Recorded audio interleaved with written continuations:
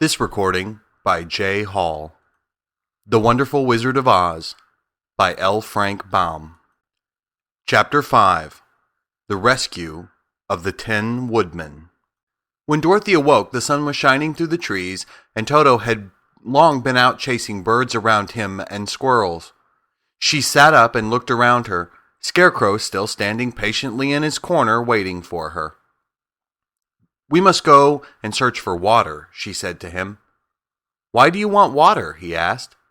"To wash my face clean after the dust of the road, and to drink, so the dry bread will not stick in my throat."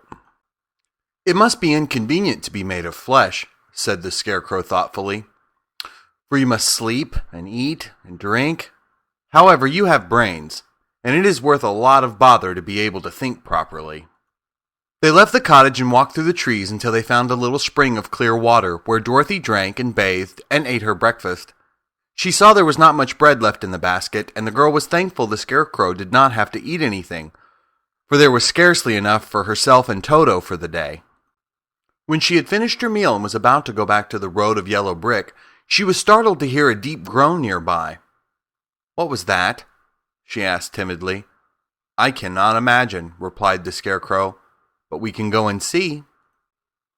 Just then another groan reached their ears, and the sound seemed to come from behind them. They turned and walked through the forest a few steps, when Dorothy discovered something shining in a ray of sunshine that fell between the trees. She ran to the place and then stopped short, with a little cry of surprise. One of the big trees had been partially chopped through, and standing beside it, with an uplifted axe in his hand, was a man made entirely of tin. His head and arms and legs were jointed upon his body, but he stood perfectly motionless, as if he could not stir at all. Dorothy looked at him in amazement, and so did the Scarecrow, while Toto barked sharply and made a snap at the tin legs, which hurt his teeth. "Did you groan?" asked Dorothy. "Yes," answered the Tin Man, "I did. I've been groaning for more than a year, and no one has ever heard me before or come to help me." "Can I do for you?" she inquired softly, for she was moved by the sad voice in which the man spoke. "Get an oil can and oil my joints," he answered. "They are all rusted so badly that I cannot move them at all. If I am well oiled, I shall soon be all right again. You will find an oil can on a shelf in my cottage." Dorothy at once ran back to the cottage and found the oil can, and then she returned and asked anxiously, "Where are your joints?" "Oil my neck first," replied the Tin Woodman. So she oiled it, and as it was quite badly rusted, the Scarecrow took a hold of the tin head and moved it gently from side to side until it worked freely, and then the man could turn it himself. "Now oil the joints in my arms," he said, and Dorothy oiled them, and the Scarecrow bent them carefully until they were quite free from rust and as good as new. The Tin Woodman gave a sigh of satisfaction and lowered his axe, which he leaned against the tree. "This is a great comfort," he said. "I have been holding that axe in the air ever since I rusted, and I'm glad to be able to put it down at last. Now, if you will oil the joints of my legs, I shall be all right once more." So they oiled his legs until he could move them freely, and he thanked them again and again for his release, for he seemed a very polite creature and very grateful. "I might have stood there always if you had not come along," he said. "So you have certainly saved my life. How did you happen to be here?" "We are on our way to the Emerald City to see the Great Oz," she answered, "and we stopped at your cottage to pass the night." "Why do you wish to see Oz?" he asked. "I want him to send me back to Kansas, and the Scarecrow wants him to put a few brains into his head," she replied. The Tin Woodman appeared to think deeply for a moment. Then he said, "Do you suppose Oz could give me a heart?" "Why, I guess so," Dorothy answered. "It would be as easy as to give the Scarecrow brains." "True," the Tin Woodman returned. "So, if you will allow me to join your party, I will also go to the Emerald City and ask Oz to help me." "Come along," said the Scarecrow heartedly, and Dorothy added that she would be pleased to have his company. So the Tin Woodman shouldered his axe, and they all passed through the forest until they came to the road that was paved with yellow brick. The Tin Woodman had asked Dorothy to put the oil can in her basket, for, he said, if I should get caught in the rain, the rust again, and I would need the oil can badly. It was a bit of good luck to have their new comrade join the party, for soon after they had begun their journey again, they came to a place where the trees and branches grew so thick over the road that the travelers could not pass. But the Tin Woodman set to work with his axe and chopped so well that soon he cleared a passage for the entire party. Dorothy was thinking so earnestly as they walked along that she did not notice when the Scarecrow stumbled into a hole and rolled over to the side of the road. Indeed, he was obliged to call to her to help him up again. "Why didn't you walk around the hole?" asked the Tin Woodman. "I don't know enough," replied the Scarecrow cheerfully. "My head is stuffed with straw, you know, and that is why I am going to Oz, to ask him for some brains." "Oh, I see," said the Tin Woodman. "But, after all, brains are not the best things in the world." "Have you any?" inquired the Scarecrow. "No, my head is quite empty," answered the Woodman. "But once I had brains, and a heart also. So, having tried them both, I would much rather have a heart." "And why is that?" asked the Scarecrow. "I will tell you my story, and then you will know." So while they were walking through the forest, the Tin Woodman told the following story. "I was born the son of a woodman who chopped down trees in the forest and sold the wood for a living. When I grew up, I too became a wood chopper. And after my father died, I took care of my old mother as long as she lived. Then I made up my mind that instead of living alone, I would marry, so that I might not become lonely.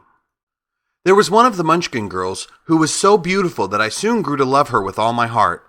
She, on her part, promised to marry me as soon as I could earn enough money to build a better house for her, so I set to work harder than ever. But the girl lived with an old woman who did not want her to marry anyone, for she was so lazy she wished the girl to remain with her and do the cooking and the housework. So the old woman went to the Wicked Witch of the East and promised her 2 sheep and a cow if she would prevent the marriage. Thereupon the Wicked Witch enchanted my axe, and when I was chopping away at my best one day, for I was anxious to get the new house and my wife as soon as possible, the axe slipped all at once and cut off my left leg. This at first seemed a great misfortune, for I knew a one-legged man could not do very well as a wood chopper. So I went to a tinsmith and had him make me a new leg out of tin. The leg worked very well once I was used to it, but my action angered the Wicked Witch of the East, for she had promised the old woman I should not marry the pretty Munchkin girl. When I began chopping again, my axe slipped and cut off my right leg. Again I went to the tinsmith, and again he made me a leg out of tin. After this, the enchanted axe cut off my arms, one after the other, but, nothing daunted, I had them replaced with tin ones. The Wicked Witch then made the axe slip and cut off my head, and at first I thought that was the end of me, but the tinsmith happened to come along, and he made me a new head out of tin. I thought I had beaten the Wicked Witch then, and I worked harder than ever, but I little knew how cruel my enemy could be. She thought of a new way to kill my love for the beautiful Munchkin maiden, and made my axe slip again, so that it cut right through my body, splitting me into 2 halves. Once more the tinsmith came to my help and made me a body of tin, fastening my tin arms and legs and head to it by means of joints, so that I could move around as well as ever. But alas, I had now no heart, so that I lost all my love for the Munchkin girl, and did not care whether I married her or not. I suppose she is still living with the old woman, waiting for me to come after her. My body shone so brightly in the sun that I felt very proud of it, and it did not matter to me now if my axe slipped, for it could not cut me. There was only one danger, that my joints would rust. But I kept an oil can in my cottage and took care to oil myself whenever I needed it. However, there came a day when I forgot to do this, and, being caught in a rainstorm, before I thought of the danger my joints had rusted, and I was left to stand in the woods until you came to help me. It was a terrible thing to undergo. During that year I stood there, I had time to think of the greatest loss I had known was loss of my heart. While I was in love, I was the happiest man on earth. But no one can love who has not a heart, and so I am resolved to ask Oz to give me one. If he does, I will go back to the Munchkin maiden and marry her." Both Dorothy and the Scarecrow had been greatly interested in the story of the Tin Woodman, and now they knew why he was so anxious to get a new heart. "All the same," said the Scarecrow, "I shall ask for brains instead of a heart, for a fool would not know what to do with a heart if he had one." "I shall take the heart," returned the Tin Woodman, "for brains do not make one happy, and happiness is the best thing in the world."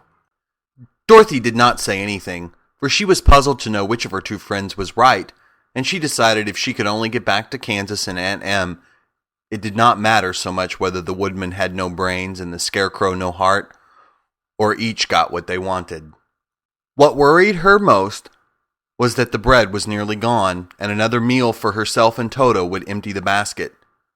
To be sure, neither the Woodman nor the Scarecrow ever ate anything, but she was not made of tin nor straw, and she could not live unless she was fed. The end of chapter 5.